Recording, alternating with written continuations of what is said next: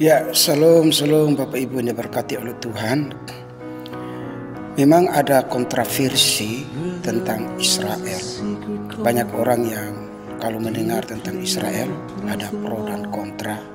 Namun secara iman Kristen saya harus berkata bahwa satu-satunya bangsa di dunia ini yang memiliki hak privilege adalah Israel. Tuhan tidak pernah memberikan hak privilege itu kepada Amerika, Australia, atau bangsa lain, tetapi hanya satu-satunya bangsa yang disebut dengan umat pilihan, yaitu Israel, yang memiliki hak privilege sebagai umat pilihan.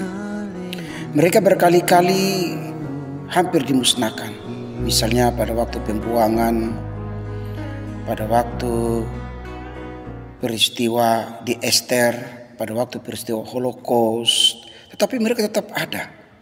Dan dalam tahun 1948 Israel mendeklarasikan kemerdekaan secara sah hingga hari ini dengan ibu kota Yerusalem. Menurut kitab Roma pasal 9 ayat 4-5 bahwa ada 8 kelebihan Israel dibandingkan dengan bangsa-bangsa lain, di mana bangsa lain tidak memiliki kriteria atau hal-hal seperti ini. Yang pertama, Israel diangkat menjadi anak oleh Allah. Oleh karena itu selalu disebut dengan engkaulah umat pilihanku, engkau adalah bangsaku, engkau adalah kepunyaanku, engkau adalah umat yang kupilih keluar dari Mesir menuju tanah perjanjian. Itu yang pertama. Yang kedua, Israel itu menerima kemuliaan. Maksudnya bahwa Tuhan secara common grace atau anugerah umum berbicara melalui bangsa-bangsa lain. Tetapi lebih spesifik, Tuhan itu memberikan kemuliaannya di dalam kehidupan orang Israel. Yang ketiga adalah bahwa Israel telah menerima perjanjian melalui Abraham, melalui Musa, melalui Daud, sehingga kita sering sebut dengan Abrahamic Covenant, Mosaic atau Moses Covenant, Davidic Covenant. Tuhan berjanji melalui mereka, sehingga melalui mereka inilah seluruh janji itu digenapi di dalam Kristus dan digenapi sampai hari ini. Yang keempat, Israel itu menerima hukum Taurat. Saya teringat dengan Napoleon Bonaparte. Napoleon Bonaparte adalah penakluk 3/4 dunia. Dia berkata bahwa dia belum pernah melihat satu negara atau satu bangsa kerajaan yang memiliki hukum sedetail hukum orang Israel. Contoh, hukum Sabat, hukum haram dan halal, koser, lo koser, hukum pentahiran, hukum kekudusan, hukum-hukum yang berhubungan dengan makanan, pakaian, menanam pohon, hidup berbangsa dan bernegara. Itu semuanya ada secara detail di dalam hukum orang Israel. Baik itu Misfot 613 hukum maupun hukum Taurat ada 10 diberikan melalui Musa. Jadi Napoleon Bonaparte kagum bahwa satu-satunya bangsa yang memiliki keunikan dan rincian hukum yang paling tertib adalah orang Israel. Yang kelima, kelebihan Israel adalah Israel diberikan kesempatan untuk melayani Allah. Bapak Ibu, Israel dipilih oleh Tuhan dan Allah menyatakan diri, dan setelah itu mereka diberikan kesempatan untuk berinteraksi dengan Tuhan. Contoh, pada waktu pembuatan kemah suci, pada waktu pembuatan bait Allah, pada waktu Israel berperang, itu ada komunikasi. Ada nabi yang mewakili umat untuk berbicara dengan Tuhan dalam penyampaian dan maksud Tuhan. Yang keenam, Israel menerima janji dari Allah tentang kelahiran Mesias. Janji pertama itu disebut proto-evangelium dalam kitab Kejadian pasal 3 ayat 15. Janji itu diberikan kepada nabi-nabi yang ada di Israel. Bukan nabi di daerah Arab, nabi di daerah Asia lain, tetapi melalui nabi-nabi yang lahir dari keturunan Abraham, dari keturunan Yehuda. Contoh, Kepada Musa dikatakan bahwa dia yang akan lahir dan pembuat mujizat. Kepada Daud dibilang dia dari keturunan Daud yang pada waktu nanti digantung di atas kayu salib orang akan membuang undi. Digenapi. Kepada Yesaya lahir dari seorang virgin birth atau seorang perawan Parthenos atau Alma dalam bahasa Ibrani, itu digenapi. Kepada Hosea dibilang akan lari ke Mesir, menggenapi nubuatan karena pemusnahan anak-anak umur 2 tahun digenapi. Kepada nabi-nabi lain semua digenapi.